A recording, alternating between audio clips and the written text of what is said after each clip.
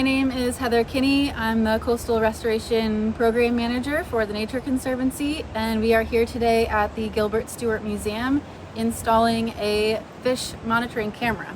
How do you measure a fish? So you can't stand there 24 hours a day watching with the counter 1, 2, 3, 4 as they go through. So one way around that is to collect video footage.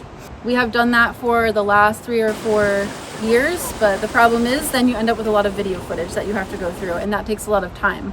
So we're working with MIT Sea Grant and the Rhode Island Department of Environmental Management to help improve the fish counting ability of the video camera. So MIT Sea Grant is developing a machine learning program that's actually going to count the fish for us, so we don't have to stand there and either manually count them and not get the full accurate number.